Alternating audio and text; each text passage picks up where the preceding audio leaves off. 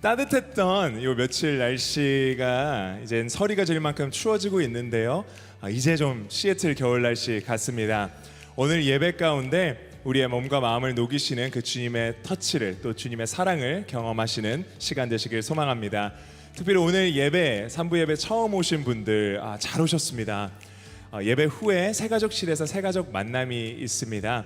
예배 후 이제 로비에 있는 안내 데스크를 가시면요, 새가족 안내를 받으실 수 있습니다. 또한 온라인으로 예배 들으시는 분들도 저희 교회 웹페이지를 통해서, 웹사이트를 통해 등록해 주시면 새가족 안내를 받으실 수가 있습니다.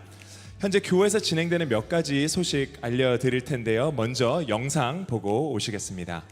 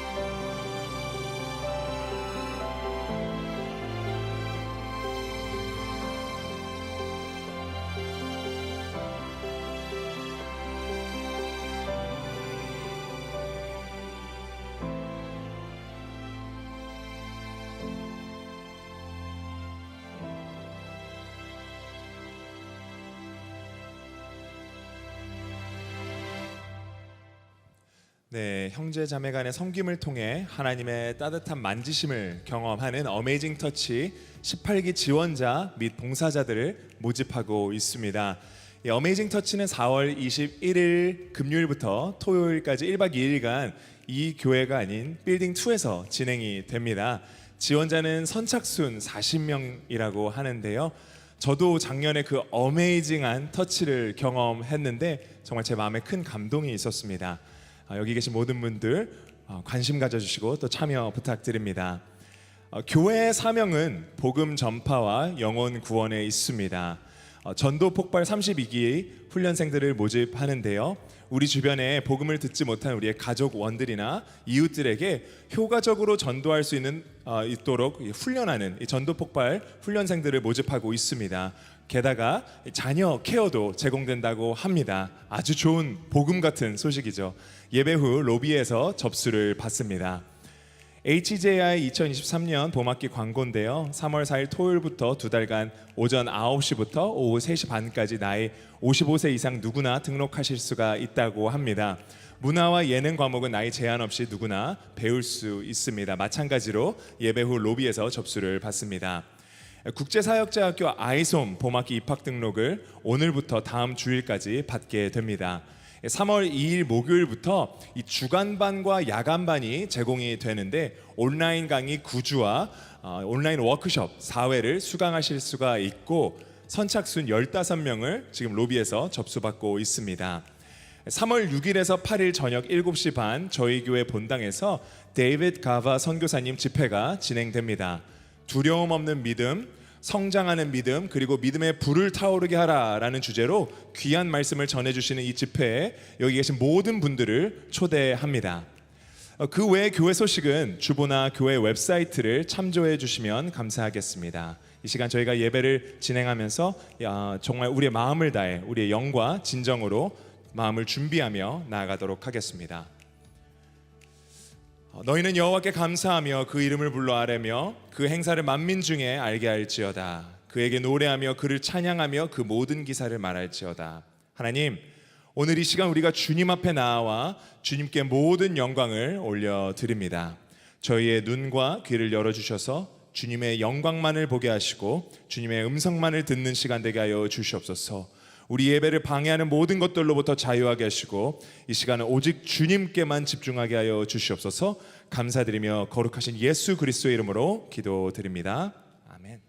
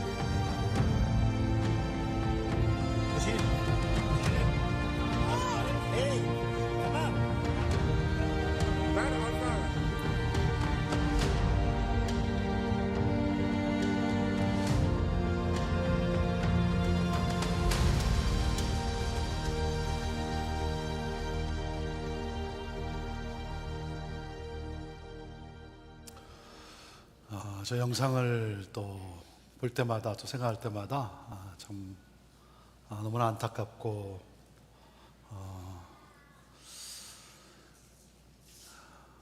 이분들에게 필요한 것은 하나님의 위로하심입니다.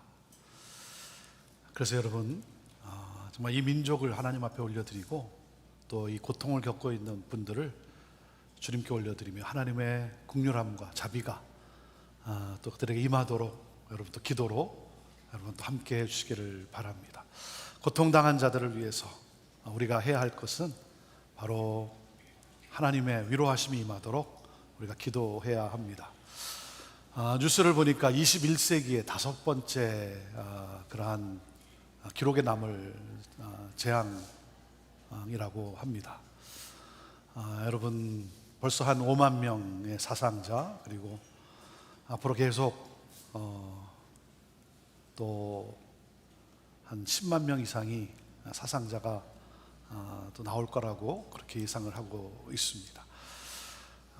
2천만 명이 넘는 이재민이고 우리가 멀리 떨어져 있기 때문에 우리가 현실적으로는 피부적으로는 우리가 잘 느끼지 못한다 할지라도 여러분 남의 이야기가 아니고 또 우리 지구에 함께 사는 또 우리들의 이야기이기도 합니다.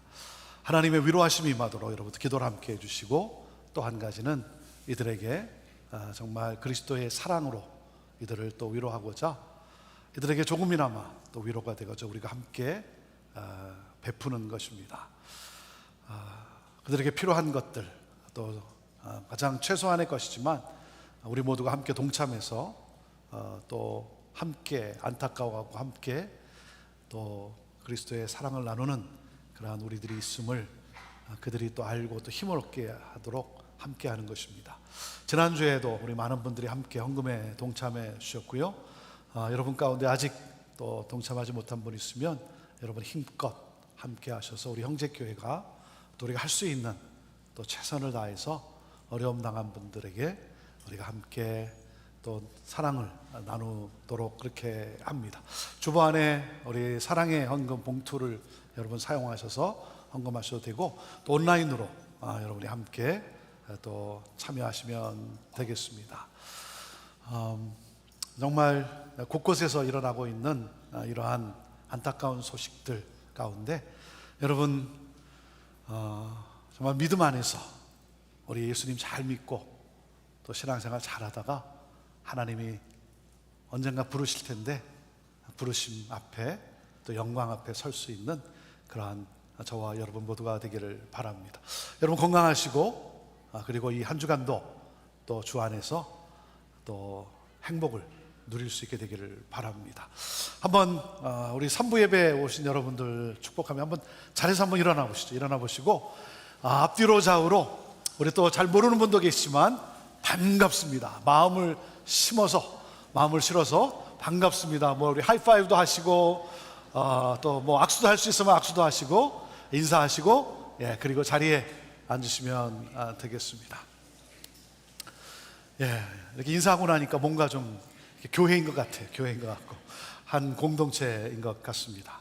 우리가 3월 둘째 주부터 우리가 공동체 30일을 시작을 합니다. 우리가 매년 공동체 40일을 진행해 왔는데 이번에는 공동체 30일입니다. 30일. 30일의 여정을 우리가 함께하는 주제가 바로 믿음입니다. 믿음 30일을 하게 될 텐데요. Fear to Faith, 두려움을 이기는 믿음이라는 또한 제목을 가지고 주제를 가지고 함께 또 나눔의 여정을 같이 갑니다. 이 30일 기간을 통해서 제가 간절히 바라는 것은 우리 성도들이 정말 반석 같은 하나님 안에서 반석 같은 믿음의 소유자가 되기를 바라고 그리고 또 여러분의 삶에 또 찾아오는 여러 가지 염려와 근심과 두려움을 믿음으로 이겨내는 믿음으로 승리하는 믿음의 우리 일꾼들이 되기를 간절히 바랍니다. 믿음의 부흥이 있게 되기를 원하고 믿음의 새 역사의 간증이 또 우리 안에 넘쳐날 수 있게 되기를 바랍니다. 여러분 기대하시고 또 기도하시며 함께 여러분 참여하시는데 무엇보다도 우리가 함께 말씀을 듣고 말씀 묵상하고 그리고 순에서 우리가 함께 나누면서 정말 믿음의 여정을 같이 격려하며 가게 됩니다. 우리 순에 여러분 모두가 함께 동참할 수 있게 되기를 바랍니다. 우리 형제교회 성도라면 여러분 이번에 빠지지 마시고 이 믿음 30일 여정에 여러분이 순에 참여하셔서 함께 가시기를 바라고요. 혹시 순에 아직 연결이 되지 않은 분들 계시면 아니면 어떠한 사정이든 순을 다른 곳으로 또 옮겨야 되는 분들 계시면 여러분 우리 안내 데스크에서 또 우리 목회자들에게 여러분 또 문의해 주시고 여러분 모두가 바라는 것은 함께 이 믿음의 여정과 함께 정말 믿음의 새 역사가 우리 안에서 간증으로 들려질 수 있게 되기를 바랍니다. 우리 형제교회 50주년 책자가 준비되어 있는데 아마 이제 얼마 남지 않은 것 같습니다. 몇 권 남지 않은 것 같은데 혹시 여러분 가운데 오늘 마지막일 될 텐데요. 혹시 여러분 가운데 혹시 우리 50주년 책자를 받지 못한 분 계시면 우리 나가시면서 로비에서 여러분 픽업하시고요. 이 책을 통해서 하나님께서 50년 동안 우리 형제교회에게 어떤 은혜를 부어주셨는가 여러분이 한눈으로 볼 수 있는 그러한 책자입니다. 50년의 역사에 제가 21년을 함께 했습니다. 21년을 함께 했고 1980년부터 84년까지 제가 4년 동안 학생이었어요. 그래서 50년의 역사를 가만히 보니까 제가 25년을 함께 했어요. 25년을. 그러면서 하나님의 행하신 그 놀라운 은혜들 또 감사하면서 이보다 더 좋을 수 있는 또 하나님의 또 우리 형제교회를 통해서 이루실 일들을 기대하며 나아갑니다. 여러분 가운데 정말 이 책을 통해서 또 하나님의 크신 은혜를 여러분 함께 또 누릴 수 있게 되기를 바랍니다.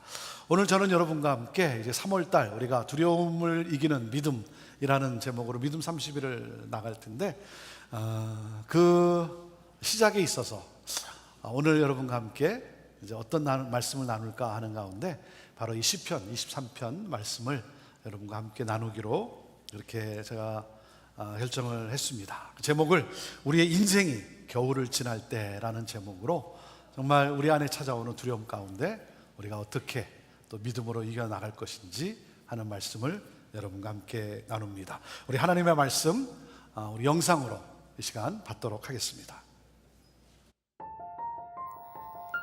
시편 23편. 여호와는 내 목자시니 내게 부족한 것이 없습니다. 그분이 나를 푸른 목장에 눕히시고 잔잔한 물가로 인도하십니다. 내 영혼을 회복시키시고 당신의 이름을 위해 의로운 길로 인도하십니다. 내가 죽음의 그림자가 드리운 골짜기를 지날 때라도 악한 것을 두려워하지 않는 이유는 주께서 나와 함께 계시기 때문입니다. 주의 지팡이와 막대기가 나를 지키시고 보호하십니다. 주께서 내 적들 앞에서 내게 상을 베푸시고 내 머리에 기름을 부으셨으니 내 잔이 넘칩니다. 내 평생의 선하심과 한결같은 사랑이 진실로 나와 함께 하실 테니 내가 여호와의 집에서 영원히 살 것입니다.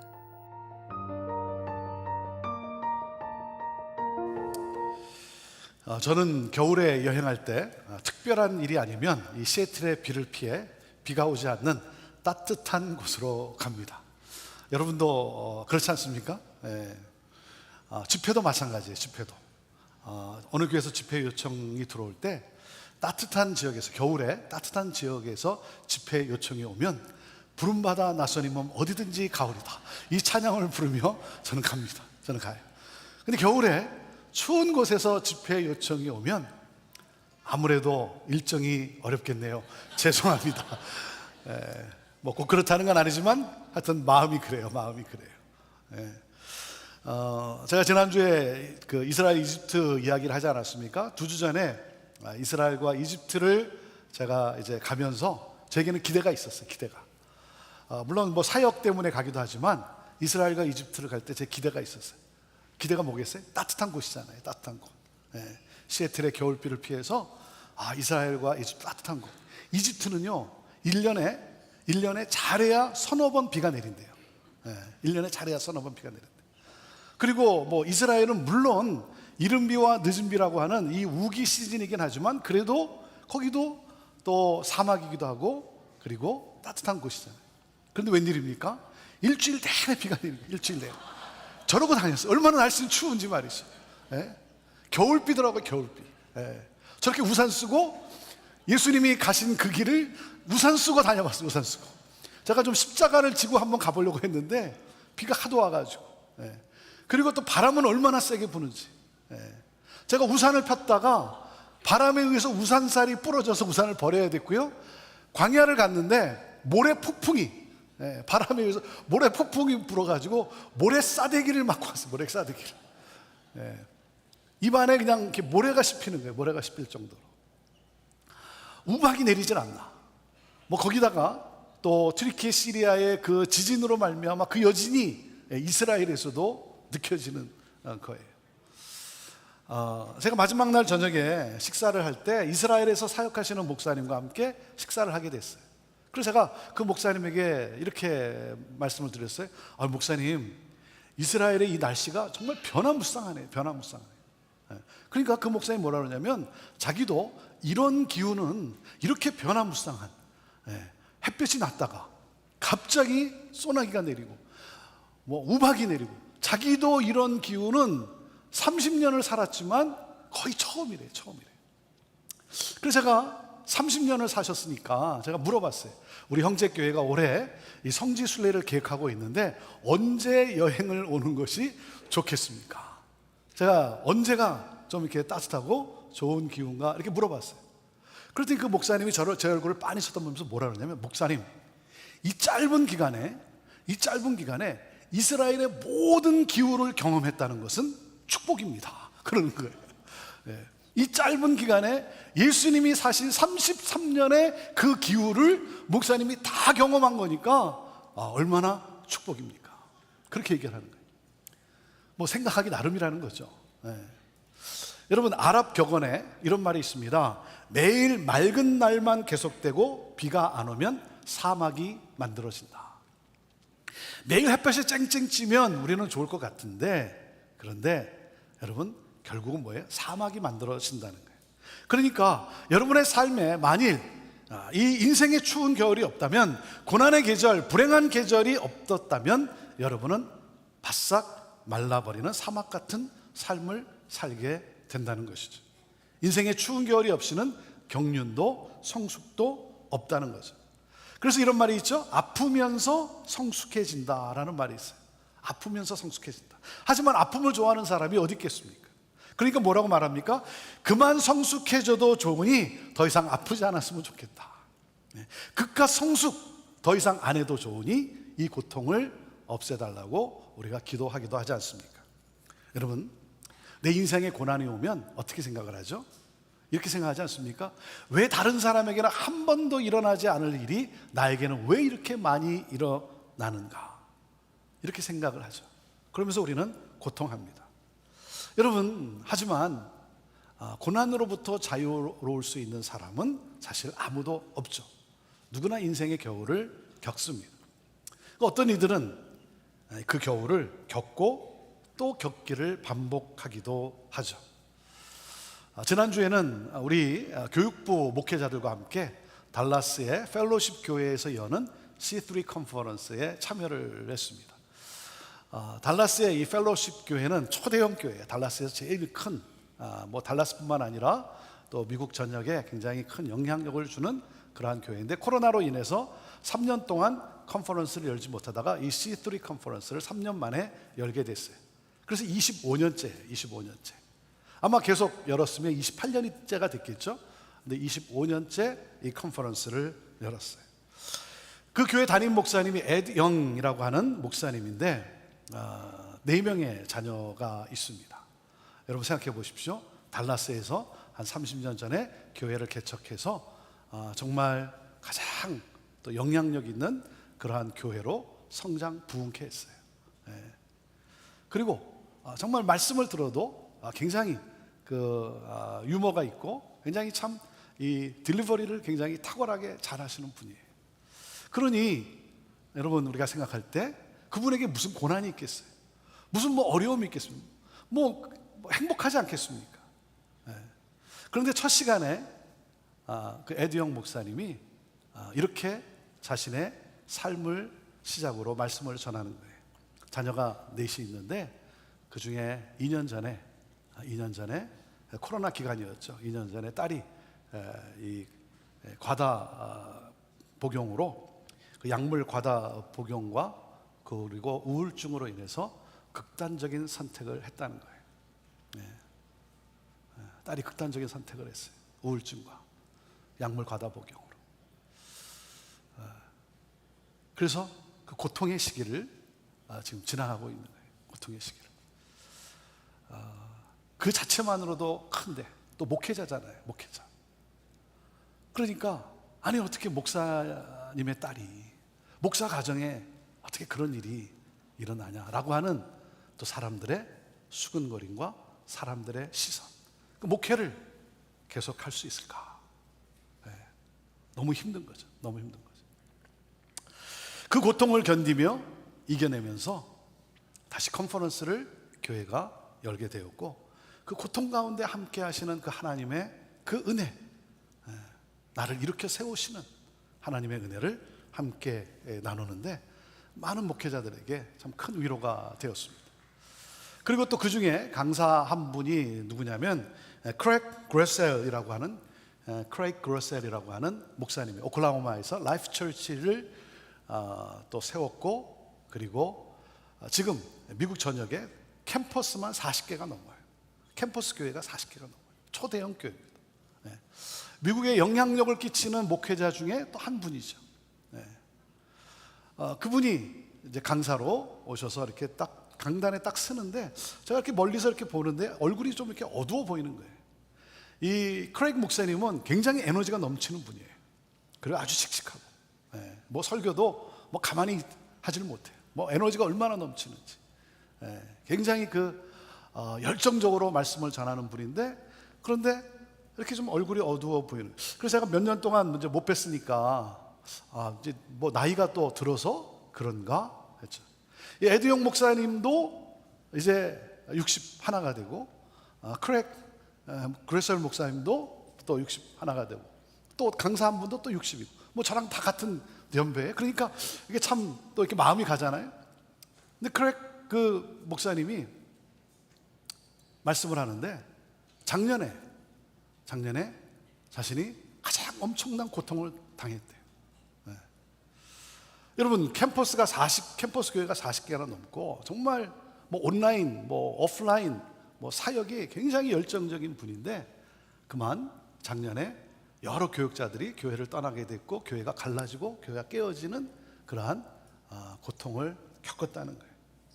너무 힘들어서 목회를 이제 내려놓아야 되지 않을까 심각하게 고민하였다는 거예요. 그러면서 이분이 이렇게 고백을 했어요.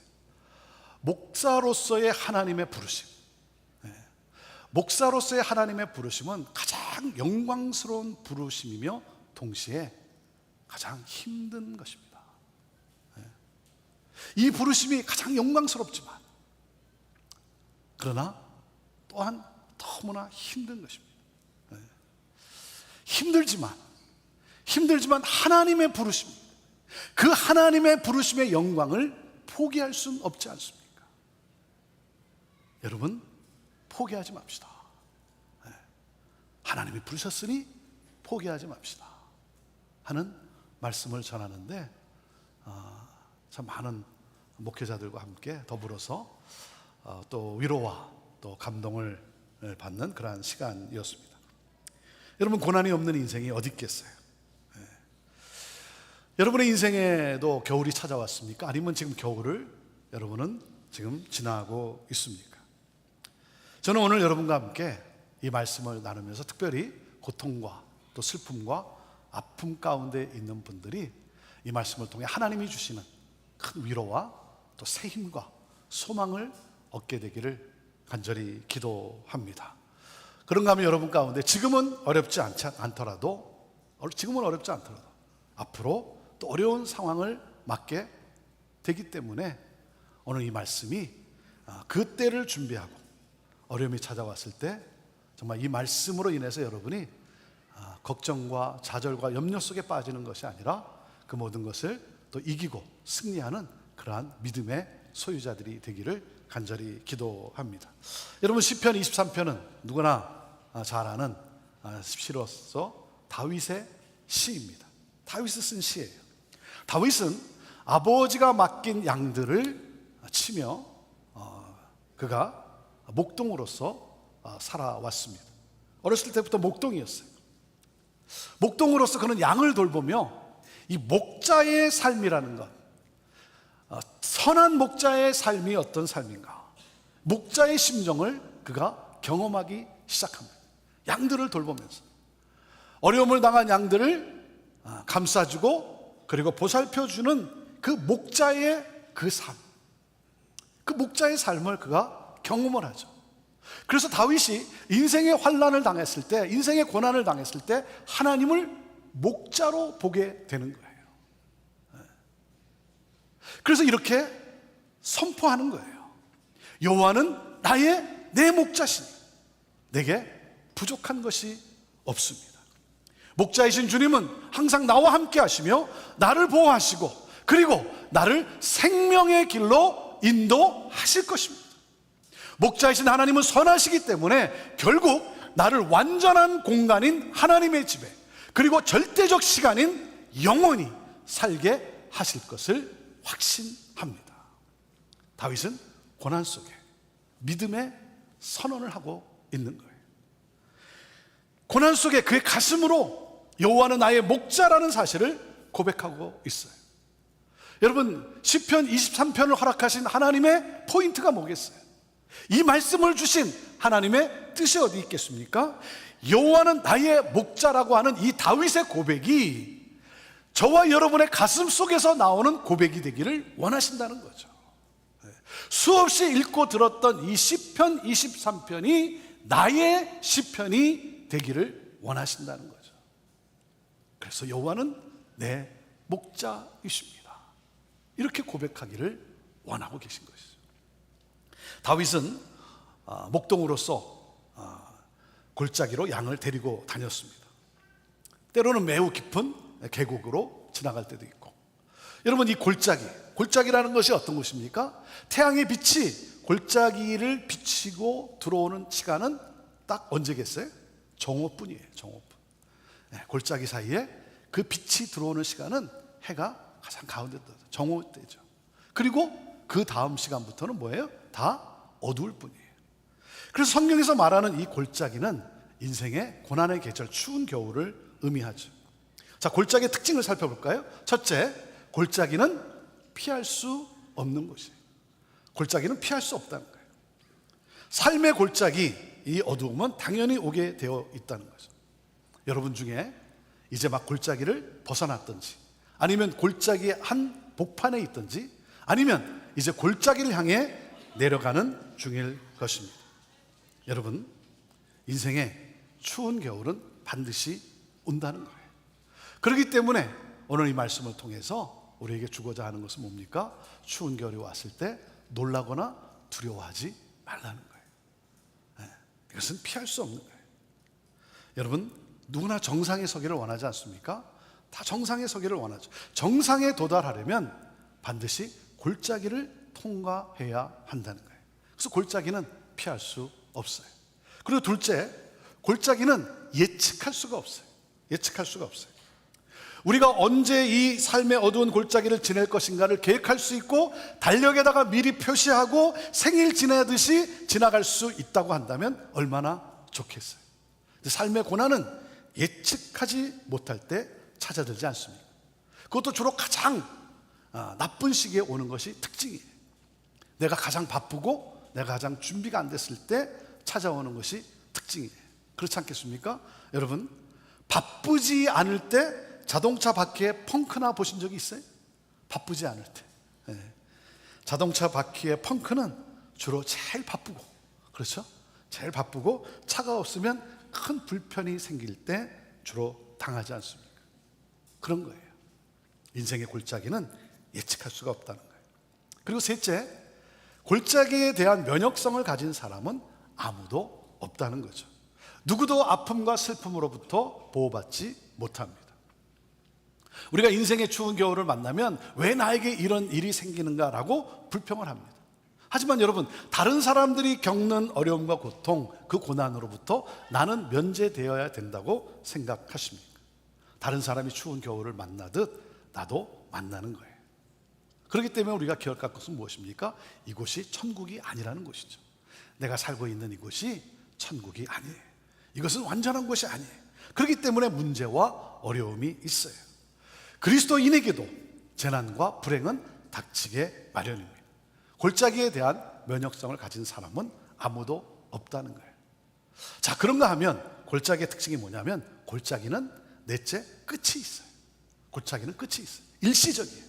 영원히 지속되지 않습니다. 다윗이 뭐라 그랬습니까? 내가 골짜기를 지날 때라도 라고 했어요. 지날 때라도. 그러니까 여러분이 평생, 골짜기는 여러분이 평생 사는 것이 아니에요. 골짜기는 지나가려고 있는 거예요. 그래서 여러분이 골짜기 가운데 있을 때 막다른 길에 와 있다라고 느껴지지만 결코 그렇지 않다는 거예요. 터널과 같이 여러분 지나가는 거예요. 시작이 있고 끝이 있어요. 길고 짧음의 차이일 뿐이지, 터널을 지나가는 사람들은 결국 그곳을 벗어나서 빛이 있는 곳에 오게 될 거예요. 그래서 여러분, 출구가 보이지 않는 어두컴컴한 터널 한복판에 있다고 생각합니까? 여러분, 하지만 그 한복판에 있다고 생각하는 그곳이 바로 터널의 끝일 수도 있어요. 곧 빛이 어둠을 뚫고 들어올 거예요. 그렇기 때문에 우리가 기억해야 됩니다. 인생의 골짜기는 끝이 있다는 거예요. 일시적이라는 거예요. 자, 그리고 골짜기의 특징 다섯 번째는, 골짜기에는 목적이 있습니다. 여러분을 골짜기 가운데로 인도하시는 하나님의 목적이 있다는 거죠. 여러분, 인생의 골짜기도 하나님의 주권하에 있어요. 하나님의 허락하심에 있어요. 우연이 아니라는 것이죠. 내가 겪는 관계의 어려움, 재정의 어려움, 삶의 여러 가지, 건강의 어려움, 이 모든 것 가운데는 여러분, 하나님의 뜻이, 목적이 있다라는 거예요. 하나님께서 골짜기마다 목적을 두셨다는 거죠. 그 목적이 뭐겠어요?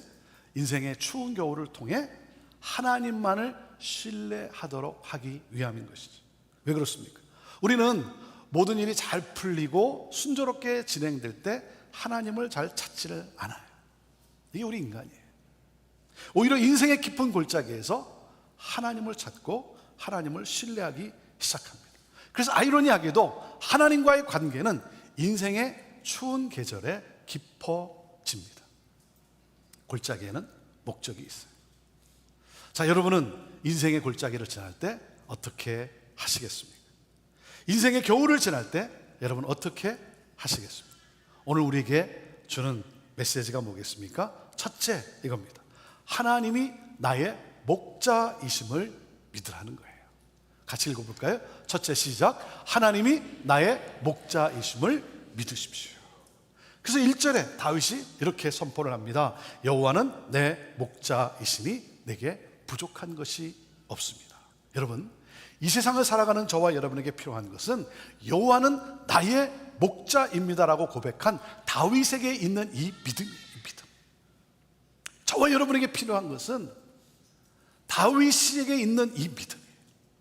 이 믿음이 다윗으로 하여금 모든 것을 이기고 승리하게 하였어요. 성경을 보면 성경은 공동체를 강조하기 때문에 단수보다는 복수의 표현을 주로 사용합니다. 그런데 이 시편 23편은요 복수가 아니라 여호와는 우리의 하나님이시고 우리에게는 부족함이 없다라가 아니라 하나님을 나의 하나님으로 단수로 사용하고 있어요. 그래서 1절부터 6절까지 1인칭 대명사로 17번이나 강조하고 있어요. 하나님은 나의 목자입니다. 하나님은 나를 사랑하시는 나의 목자입니다. 하나님이 나의 목자라는, 여러분, 하나님이 나의 목자라는 사실이 무엇을 의미하겠습니까? 오늘 1절 말씀을 보면 목자의 베푸심과 공급하심은 끝이 없다는 거예요. 끝이 없다는 거예요. 그래서 이렇게 고백을 합니다. 내게 부족한 것이 없습니다. 나에게 필요한 것이 뭐예요? 넘친다는 거예요. 나에게 필요한 것을 넘치게 공급해 주신다는 거예요. 여러분, 콜라 광고를 여러분 보신 적 있어요? 콜라 광고를 보면요 컵에 콜라를 부을 때 거품이 올라와서 어떻게 되죠? 컵에서 흘러 넘치는 장면을 연출합니다. 그렇죠? 여러분, 컵에다가 콜라 반을 따라 놓고 광고하는 그런 광고는 없어요. 거품이 이렇게 흘러 넘치는 광고를 연출해요. 그래서 그 장면을 통해서 사람들 안에 갈증을 일으킨다는 거예요. 그 광고를 통해서 사람들의 마음을 끈다는 거예요. 여러분, 반드시 넘쳐 흐르게 해요. 넘쳐 흐르게 해요. 하나님은 내게 필요한 것을 넘치게 공급해 주시는 하나님이세요. 자, 그리고 여기서 우리가 한 가지 기억할 것이 있습니다. 뭡니까? 하나님이 나에게 공급해 주시지 않는 것은 결코 나에게 필요하지 않기 때문이라는 사실이에요. 이것을 우리가 받아들여야 돼요. 여러분, 우리가 하나님 앞에 원하는 것이 있지 않습니까? 하나님 이렇게 해주십시오, 하나님 이것을 이렇게 해결해 주십시오, 하나님 나를 도와주십시오 기도하는데 응답이 되지 않을 때 얼마나 답답하고 그리고 원망이 앞서지 않습니까? 근데 우리가 기억해야 될 것은 무엇입니까? 하나님이 내 기도, 내가 드리는 기도에 응답하지 않는 것은 결코 나에게 필요하지 않기 때문이라는 사실이에요. 그래서 응답받지 못한 것에 대해서 우리가 염려하고 우리가 낙심하고 우리가 좌절하는 것이 아니라 뭡니까? 하나님은 나의 모든 필요를 아시고 내게 있어야 할 것이 무엇인지 나의 모든 필요를 아시고 왜 하나님이 내 건강을 치유해 주시지 않는지, 왜 하나님이 나의 재정을 해결해 주시지 않는지, 왜 하나님이 나에게 여러 가지 이 관계의 어려움을 하나님이 풀어주시지 않는지 내가 받아들이기 힘들지만, 그러나 거기에는 하나님의 특별한 일이 있고 그것이 결코 나에게 필요한 것이 아니라 그것을 통해서 하나님은 나를 빚어가신다는 거죠. 생명력 있는 삶으로 빚어가신다는 거죠. 우리가 기억할 것은 하나님은 나의 모든 필요를 아시고 베푸시는, 넘치게 하시는 목자시라는 거예요. 그래서 목자의 공급하심은 끝이 없는 거예요. 여러분, 내 인생에 가장 필요한 것이 뭡니까? 이 세상을 사는 우리에게 가장 필요한 것이 뭐겠어요? 여러분, 이 세상이 끝이 아니라는 거죠. 이 세상이 끝이 아니에요. 그렇기 때문에 내게 가장 필요한 것은 뭡니까? 그 영원함이에요. 영원함. 그 하나님 나라, 그 천국이에요. 영원함. 이것이 내게 필요한 거예요. 그래서 하나님은 내게 예수 그리스도, 독생자 예수 그리스도를 나에게 허락해 주신 거예요. 하나님의 공급하심은 끝이 없어요. 그 예수 그리스도께서 내게 오시고 나를 대신해서 내 죄를 대신해서 십자가에 달려 죽으시고 부활하심으로 말미암아 나에게 영원한 하나님의 영원한 나라를, 나에게 소중한 이 선물을 허락해 주신 거예요. 그래서 우리가 예수 그리스도를 생각하며 뭐라 그럽니까? 내게 부족함이 없습니다 라고 고백하는 거예요. 하나님이 나의 목자이심을 여러분 믿으시길 바랍니다. 자, 그리고 둘째, 하나님이 나의 목자이기 때문에 뭡니까? 목자이신 하나님이 나와 함께 하심을 우리는 기억하는 거예요. 하나님이 나와 함께 하신다. 4절 상반절에 뭐라고 말씀했습니까? 내가 죽음의 그림자가 드리운 골짜기를 지날 때라도 악한 것을 두려워하지 않는 이유는 뭐라 그랬어요? 주께서 나와 함께 계시기 때문에. 다윗이 지금 이렇게 외치고 있어요. 주님이 나와 함께 계시기에 내게는 두려움이 없습니다. 하나님은 인생의 추운 계절에, 추운 겨울에 나로 하여금 홀로 가게 하시지 않으신다는 거예요. 나와 함께 하세요. 나와 함께 하세요. 나는 결코 혼자 그 길을 걷지 않습니다. 하나님의 약속이에요. 그래서 여러분, 풋스텝이라고 하는 모래 위의 발자국이라는 그 스토리를 여러분 기억하십니까? 그 사진을 여러분 본 적이 있지 않습니까? 내 인생의 길을 걸어갈 때 두 사람의 발자국이 함께 같이 걸어갔어요. 하나님이 나와 함께 동행했다는 거죠. 그러다가 시련을 겪게 됐어요. 고난이 찾아왔어요. 한참 고난을 겪은 다음에 그 고난의 터널을 벗어나온 다음에 내 인생의 뒤를 돌아다 보니 그 기간 동안에 발자국이 두 사람의 발자국이 아니라 한 사람의 발자국이라는 거죠. 그래서 이 사람이 하나님께 원망스러운 그러한 하나님께 질문을 던졌어요. 하나님, 왜 하나님은 나와 동행하시다가 내가 가장 힘들고 어려울 때 왜 하나님은 나로 홀로 걷게 하셨습니까? 그때 하나님이 이렇게 응답을 하십니다. 너의 가장 어려울 때, 너의 가장 환난 때에, 그때는 내가 너를 등에 업고 걸어갔단다. 사랑하는 여러분, 하나님이 동행하시지 않은 것이 아니라 그때는 내가 감당할 수 없기 때문에 하나님이 나를 업고 걸어가십니다. 하나님은 인생의 추운 겨울을 결코 나 혼자 가게 하지 않습니다. 그래서 여러분, 나와 함께 하리라, 내가 너와 함께 하리라, 여러분 그 하나님의 음성을 들을 수 있게 되기를 바라요. 그리고 내가 너와 함께 하리라고 말씀하시는 그 하나님을 찬양할 수 있게 되기를 바라요. 내가 너와 함께 하리라, 이 하나님의 말씀을 여러분 선포하세요. 그럴 때 하나님의 능력이 내 삶 가운데 함께 하게 되는 것을 경험하게 될 거예요. 인생의 추운 겨울에는 하나님이 나와 함께 하심을 경험하는 가장 좋은 기회라고 하는 사실이에요. 그래서 그 기회를 놓치지 마십시오. 원망과 불평으로 놓치지 말라는 거예요. 내가 너와 함께 하리라고 하신 그 하나님을 경험하는 시기라는 것이죠. 하나님은 나의 목자이시고 나의 목자이기 때문에 나와 함께 하시는 하나님이세요. 자, 셋째, 그 목자이신 하나님의 인도하심과 보호하심의 위로를 경험하라는 것이죠. 같이 읽어볼까요? 셋째, 시작. 목자이신 하나님의 인도하심과 보호하심의 위로를 경험하십시오. 4절 하반절에 이렇게 선언합니다. 주의 지팡이와 막대기가 나를 지키시고 보호하십니다. 다윗이 말을 해요. 주의 지팡이와 막대기가 나를 지키고 보호하신다. 나를 인도하고 그리고 나를 지킨다는 거죠. 여러분, 지팡이와 막대기는 양을 인도하고 보호하고 지키는데 가장 사용되어지는 기본적인 도구예요. 그래서 지팡이로 목자는 양을 인도하고 위로합니다. 그 지팡이로 양을 끌어다가 안아주기도 하고 낭떠러지에 떨어진 그 양을 그 지팡이로 구부러진 저 지팡이로 이렇게 건져 올리기도 합니다. 그리고 막대기는 약 저렇게 한 50cm 정도 되는 그 막대기인데요, 끝에는 아주 무거운 그러한 쇳덩어리가 달려있다고 합니다. 그래서 목자는 이 광야의 맹수가 양을 해치고자 달려올 때 저 막대기를 마치 미사일 날아가듯이 막대기를 던집니다.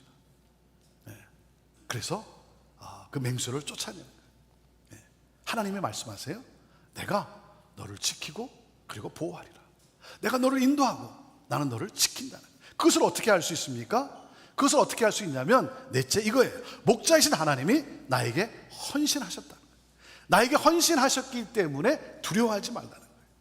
5절 말씀에 이렇게 다윗이 선언을 합니다. 주께서 내 적들 앞에서 내게 상을 베푸시고 내 머리에 기름을 부으셨으니 내 잔이 넘치나이다. 여기서 우리가 알 수 있는 게 뭐예요? 하나님은 나를 위해 헌신하셨다는 거예요. 나의 목자이신 하나님은 나를 위해 자신의 몸과 생명을 바쳤다는 거예요. 생명과 몸을 던지신 분이에요. 그렇기 때문에 하나님이 나와 함께 하시기 때문에 그 어떤 원수도 그 누구도 나를 해칠 수 없다는 거예요. 여러분, 우리가 인생의 추운 겨울을 만났을 때 하나님은 천국에 앉아서 그냥 우리를 관망하시는 분이 아니라 나를 위해 싸우시는 분이라는 거예요. 그 증거가 바로 막대기라는 거예요. 나를 위해 싸우시는, 그래서 나를 보호하시는, 나를 지키시는 하나님이시라는 거죠. 여러분, 원수가 나를 죽이려고 하는 그 위험한 순간에서 그 앞에서도 하나님은 잔치를 열어줘요. 나를 즐겁게 해주고 잔이 넘칠 정도로 만족해 해 주시는 하나님이세요. 나를 위해 싸우시고 그러므로 나를 보호하시는 하나님. 그래서 다윗이 뭐라 합니까? 내게는 두려운 것이 없습니다. 이 고백을 하는 거예요. 사랑하는 여러분, 어떤 문제가 나를 짓누르기 시작할 때, 두려움이 나를 엄습할 때, 여러분, 우리는 문제에 초점을 맞추는 것이 아닙니다. 문제에 초점을 맞추는 것이 아니라 그 문제를 해결하시고 문제를 이기게 하실 수 있는 하나님의 능력에 초점을 맞추는 거예요. 여러분, 골리앗이 이스라엘 앞에 섰을 때 이스라엘 모든 군인들은, 이스라엘 백성들은 골리앗만을 보았어요. 골리앗만을 보고 두려워 떨었어요. 다윗은 골리앗을 본 것이 아니라 골리앗을 쓸어 넘어뜨릴 수 있는 그 하나님의 능력, 하나님을 바라본 거예요. 그래서 그는 하나님의 이름을 외치며 나갈 수 있었던 것이죠. 사랑하는 여러분, 우리가 문제 앞에 우리가 스스로 해결할 수 있는 것은 한계가 있고, 그리고 우리는 그 모든 것을 견뎌낼 우리의 힘이 우리에게는 없다는 것이죠. 그렇기 때문에 중요한 것은 무엇입니까? 나의 능력을 뛰어넘는 하나님의 능력에 나의 초점을 맞추는 거예요. 하나님을 바라보는 거예요. 자, 인생의 골짜기를 지날 때 가장 두려운 게 뭐겠어요? 그것은 바로 그림자일 거예요. 그림자. 그래서 다윗이 뭐라 그럽니까? 다윗이 이렇게 말해요. 내가 죽음의 그림자가 드리운 골짜기를 지날 때라도 라고 했어요. 자, 여기서 우리가 놓쳐서는 안 되는 게 있어요. 뭡니까? 다윗은요, 죽음의 골짜기를 지날 때 이렇게 말하지 않았어요. 죽음의 그림자가 드리운 골짜기라고 했어요. 그림자는 언제나 실물보다 크게 보입니다. 그림자는 두려움을 주긴 하지만 여러분, 그저 그림자일 뿐이에요. 우리에게 아무런 해를 입힐 수 없어요. 그림자일 뿐이에요. 자, 그리고 한 가지 또 기억할 것이 무엇입니까? 이거예요.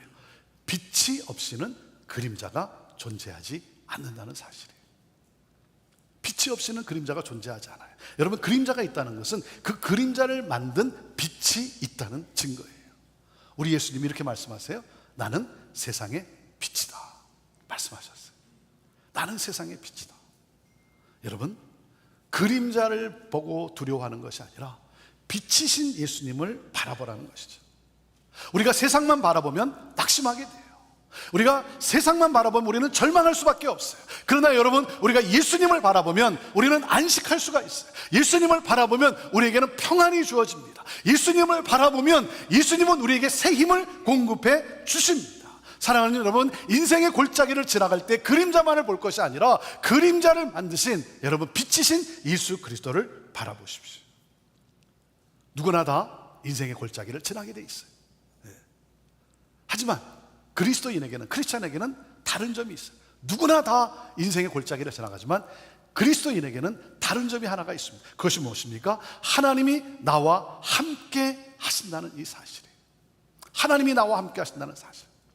여러분, 하나님의 선하심은 영원하세요. 하나님의 사랑은 영원하세요. 그렇기 때문에 무엇입니까? 하나님이 나를 그 완전한 공간인 하나님의 집에, 그리고 절대적 시간인 영원히 살게 하실 거예요. 그래서 하나님을 목자로 삼은 다윗이 고백을 합니다. 여호와는 나의 목자이시니 내게 부족한 것이 없습니다. 이 고백이에요. 자, 그럼 그렇기 때문에 자, 인생의 추운 겨울을 지나갈 때 우리가 일상에서 우리가 어떻게 해야 되겠습니까? 일상의 삶에서 두려움을 이기며 살아갈 수 있는 길, 그것은 첫째 이겁니다. 우리가 적용할 수 있는 것은 이거예요. 여러분, 매일 일상의 삶에서 주님이 나의 목자 되심을 고백하시고 그리고 그 주님께 간구하십시오.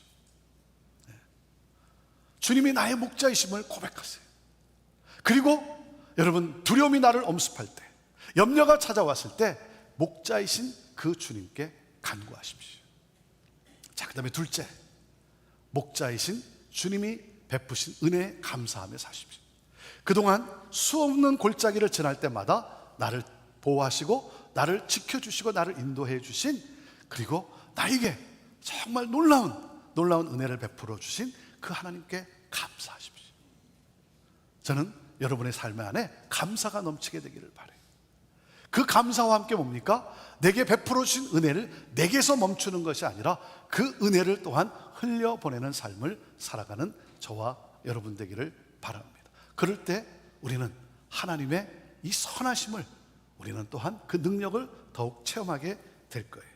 자, 그리고 셋째, 나를 영원으로 인도하시는 그 하나님께 나의 삶을 헌신하는 사명자로서의 삶을 사는 거예요. 여러분, 여러분의 남은 인생 얼마나 될지 모르지만 언제 하나님 앞에 서게 될지 모르는 인생이에요.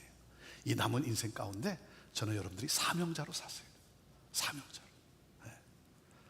목자이신 하나님을 닮아 여러분 또한 목자로 살아가는 그러한 사명자의 삶을 살아갈 수 있게 되기를 바랍니다. 환난을 당한 자, 어려움이 있는 자, 그들을 위로하고 감싸주고 그리고 그들을 격려하고 세워줄 수 있는, 여러분, 하나님이 우리에게 주신 이 부르심, 우리의 사명, 여러분 목자의 삶을 사십시오. 그러므로 하나님의 영광을 드러내세요. 하나님의 영광이 나타나도록 여러분 사명자의 삶을 사십시오. 하나님이 여러분을 영화롭게 하실 거예요. 사랑하는 여러분, 우리 매일 일상의 삶에서 하나님이 나의 목자이심을 고백하고 그 목자이신 하나님께 간구하고 그 하나님의 은혜에 감사하며 은혜를 흘려보내며, 그리고 오늘도 여러분 목자로서의 사명을 살아가는, 하나님을 영화롭게 함으로 영화롭게 되는 그러한 삶을 사는 그러한 저와 여러분 모두가 되기를 주님의 이름으로 축원합니다. 기도하겠습니다.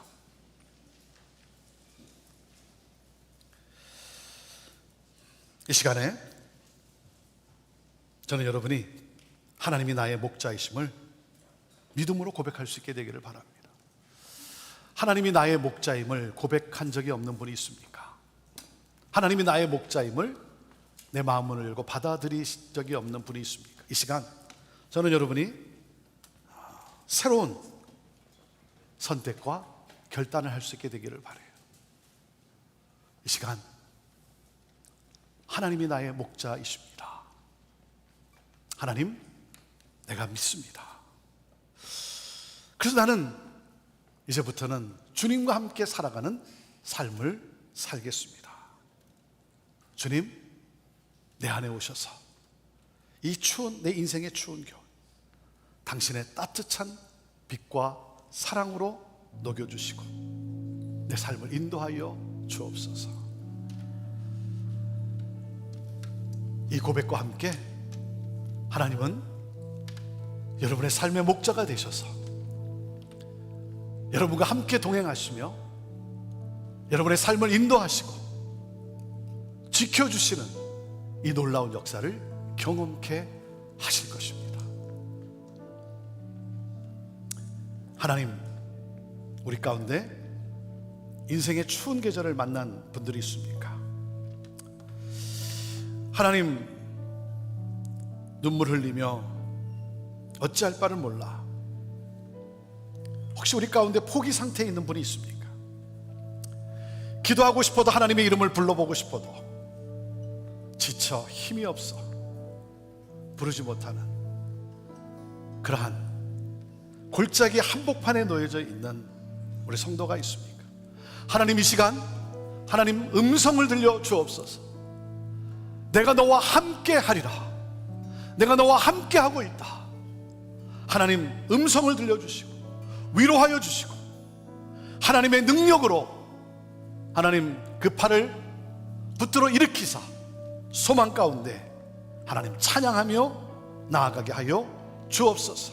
하나님 눈물을 닦아주시고 인생의 추운 겨울, 이 어두움, 이 고난, 하나님은 선하신 목자이기 까닭에 모든 것을 합력하여 선으로 인도해 주실 것을 믿으며 하나님 오늘 찬양 가운데 그 주님을 만나고 이 문을 열고 나서는 우리 성도 되게 하여 주옵소서. 이 시간 하나님 찬양 가운데 임하실 하나님을 기대합니다. 찬양합니다. 하나님의 임재와 하나님의 영광으로 가득하게 하시고 하나님 그러므로 말미암아 영화롭게 하여 주시고 이 한 주간 사명자로서 이 놀라운 영광의 이 사명자의 삶을 하나님 살아감으로 하나님의 영광을 나타내는 우리 귀한 믿음의 성도들 다 되게 하여 주옵소서. 감사하며 예수님의 이름으로 축복하며 기도합니다. 아멘. 우리 함께 자리에서 일어나서 예배를 드리며 하나님을 찬양할 준비를 하도록 하겠습니다.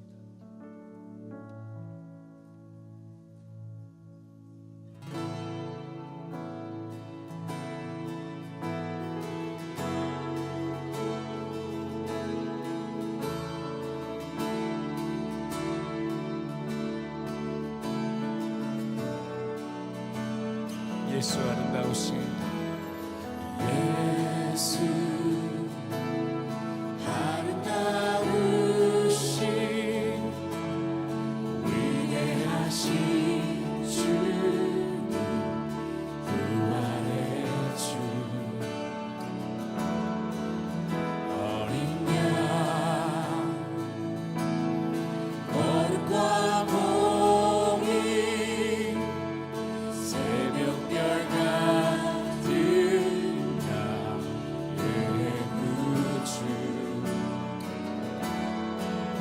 모든 하늘 찬양해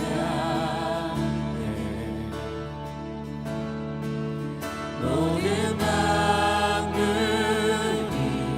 주 경배해 아름답고 놀라우신 모든 이름보다 높은 이름 아름답고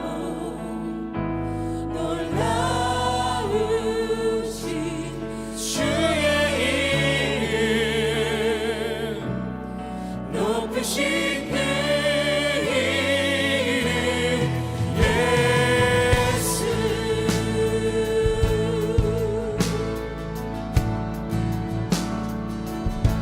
Jesus beautiful Savior God of all majesty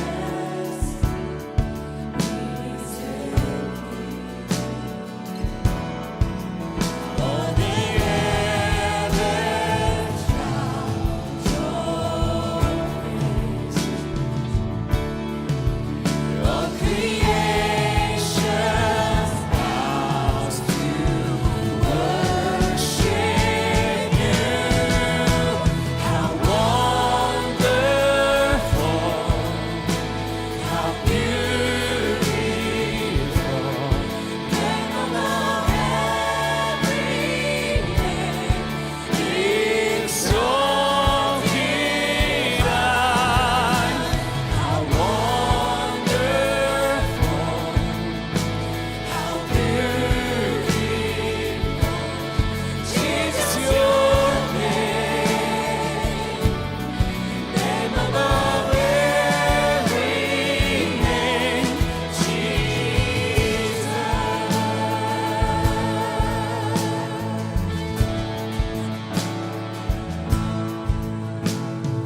I will sing forever. Jesus, I love you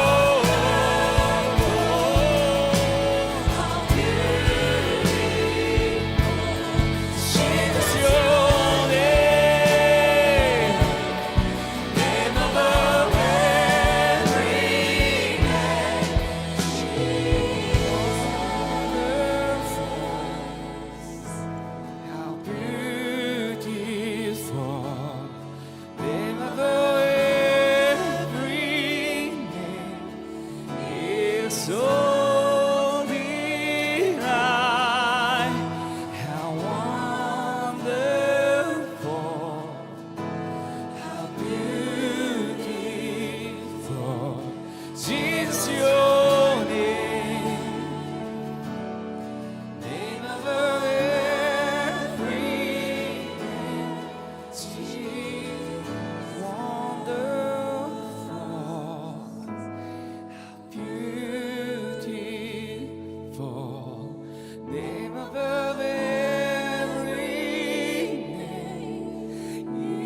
Exalted I, how wonderful, beautiful, Jesus, your name, name above Jesus.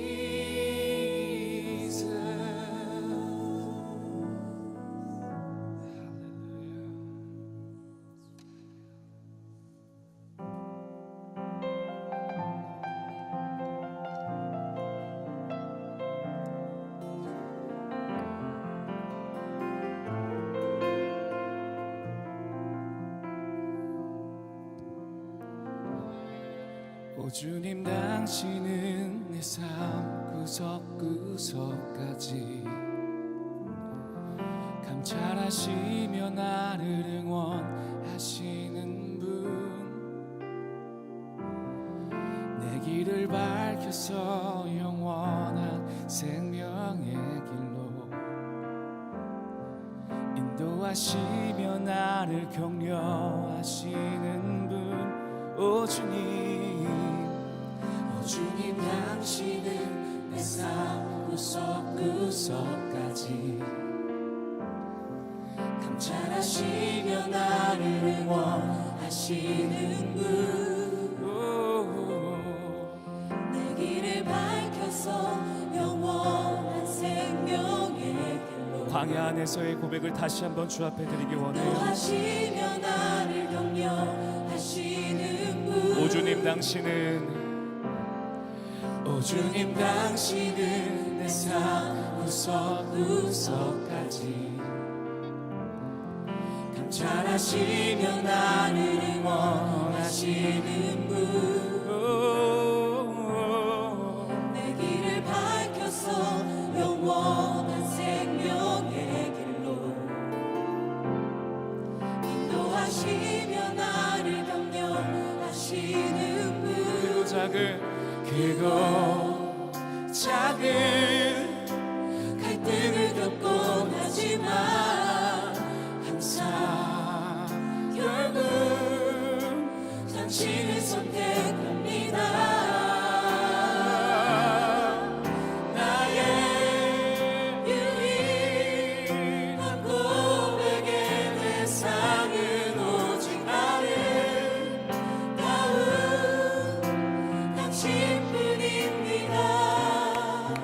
나의 유일한 고백의 대상은 오직 아름다운 당신뿐입니다. 나의 예배를 받으소서, 홀로 영광을 받으소서 주여, 나의 주여.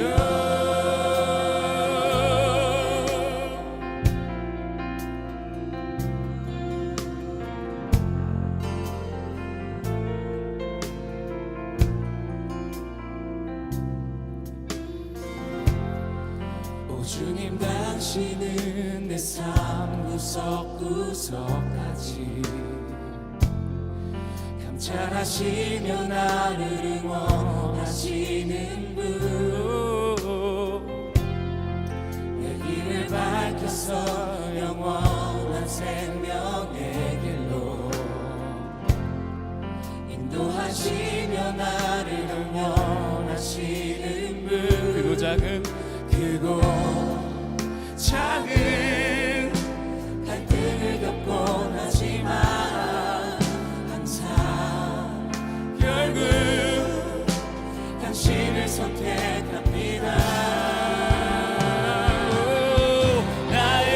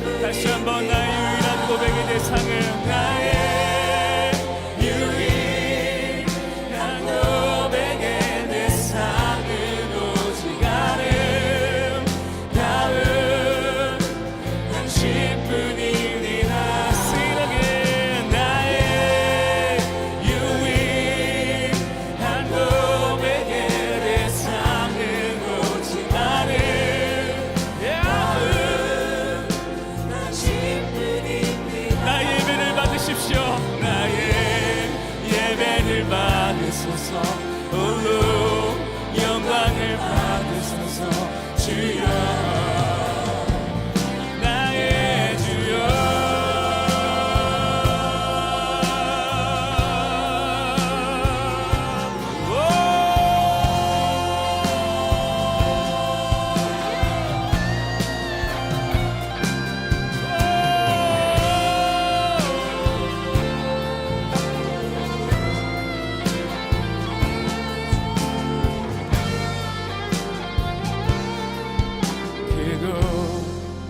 작은 갈등을 겪곤 하지만 항상 결국 당신을 선택합니다. 크고 작은 갈등을 겪곤 하지만 항상 결국 당신을 선택 크고 작은 갈등을 겪곤 하지만 항상 결국 당신을 선택합니다. 나의 유일한 고백의 대상은 오직 아는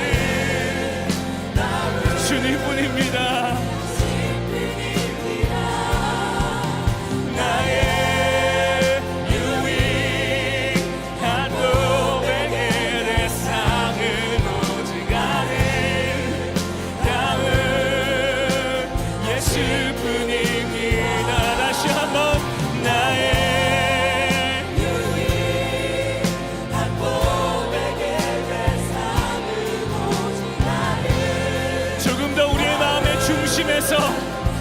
전심으로 나의 유일한 고백은 나의 유일한 고백의 대상은 오직 아름다운 당신 나의 예배를 받으소서 나의 예배를 받으소서 홀로 영광을 받으소서 주여 주여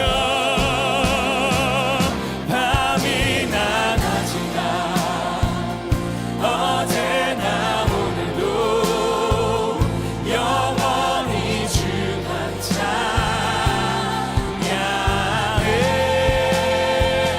괴롭고 슬플 때 낭만하여 넘어져도 언제나 주만 찬양하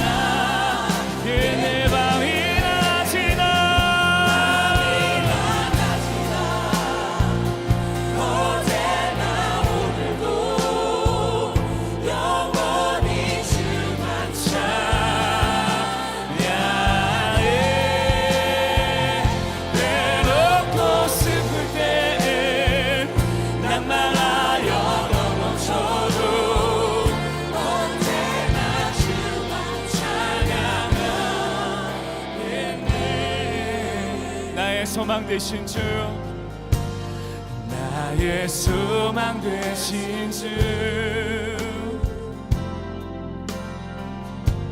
주를 바라봅니다.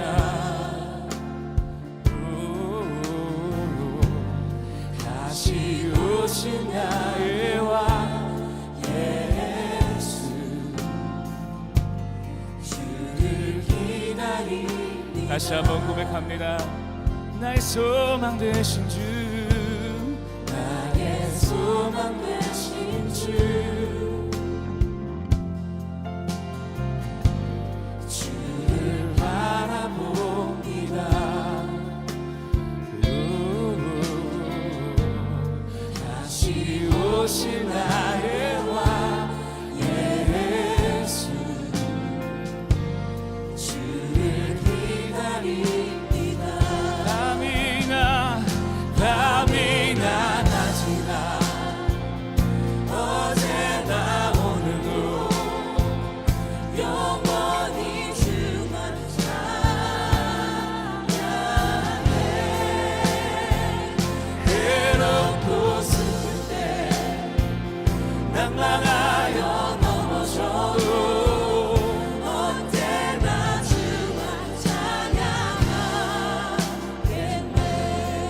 나의 소망 되신 주,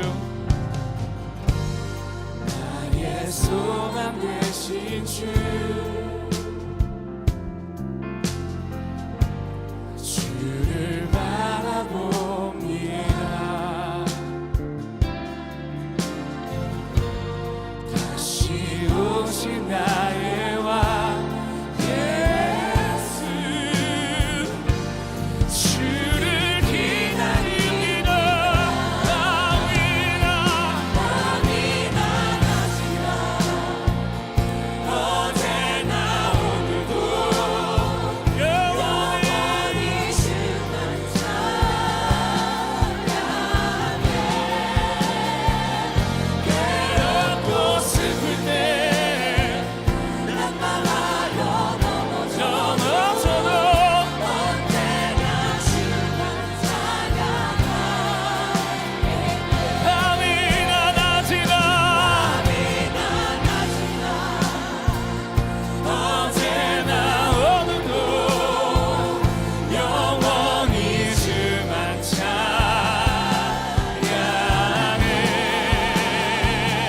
괴롭고 슬플 때 낙망하여 넘어져도 광야 한가운데서의 노래를 주께 드립시다.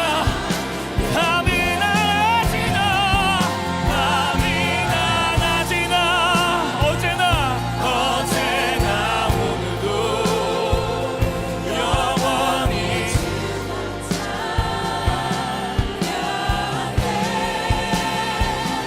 괴롭고 슬플 때 낭만하며 넘어져도 언제나 주만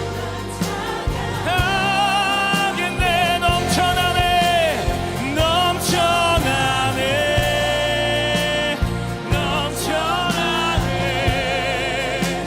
주를 향한 내 속에 갈망이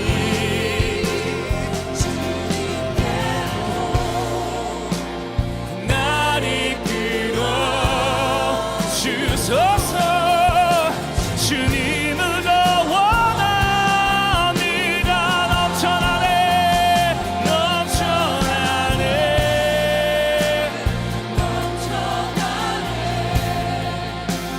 주를 향한 내 속에 갈망이 우리 하나님께서 이른 비와 늦은 비로 우리를 채우시리라. 믿음의 손을 높이 들고 함께 고백합니다. 넘쳐납니다. 주를 향한 내 속에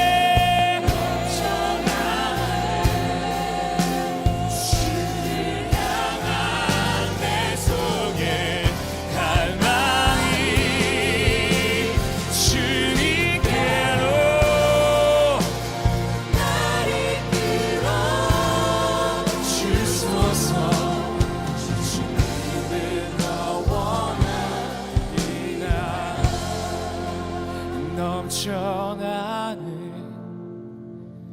넘쳐나네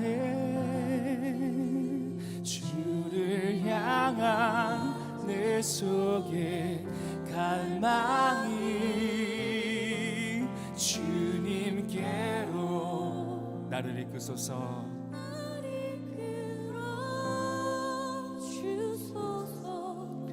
주님을 더 원하. 넘쳐나네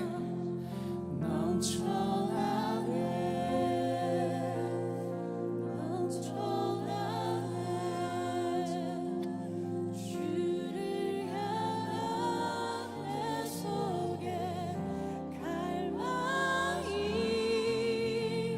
주님께로 날 이끌어 주소서. 주님을 더 원합니다. 밤이나 낮이나 어제나 오늘도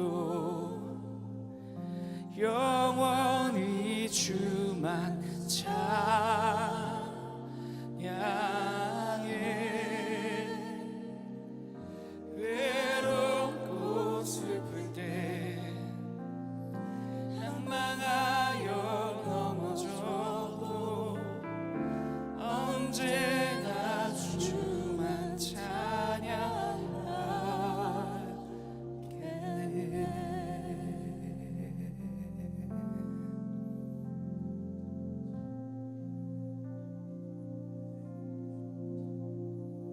하나님, 이 노래가 인생의 광야에서 주께 드리는 노래입니다.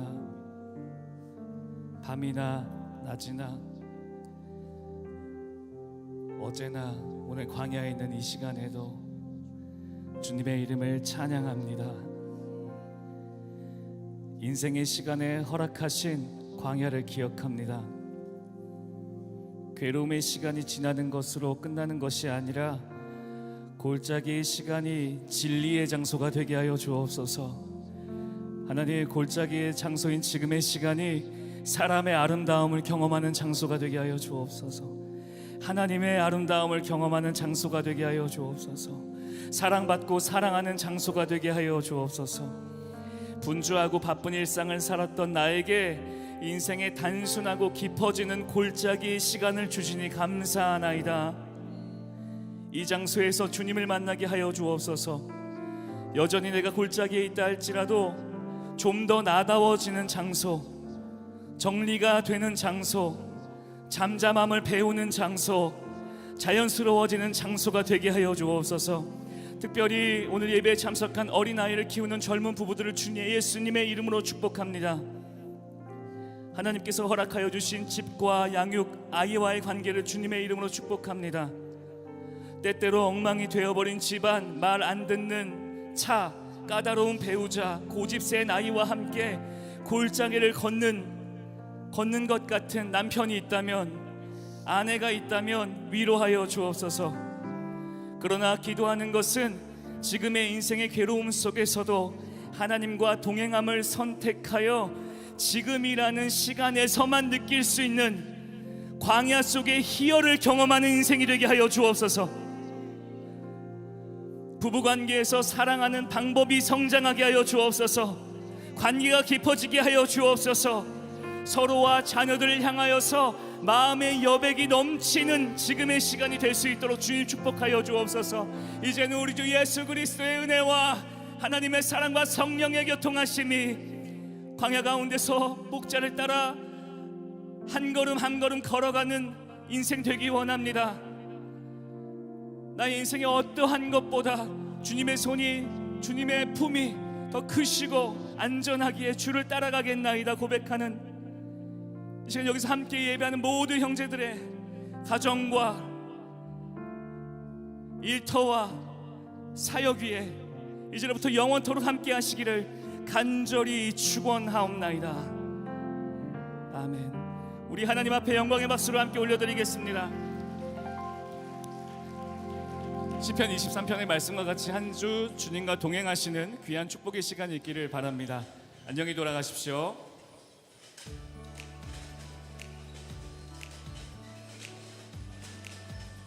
네, 오늘 말씀을 통해 또 주님께서 주실 수 있는 큰 은혜와 또 위로하심을 경험하셨길 소망합니다. 특별히 우리의 목자 되시는 그 주님을 믿고 이번 한 주도 주님 안에 승리하시는 여러분 모두 되시기를 기도합니다. 그럼 다음 주에 뵙겠습니다. 안녕히 계세요.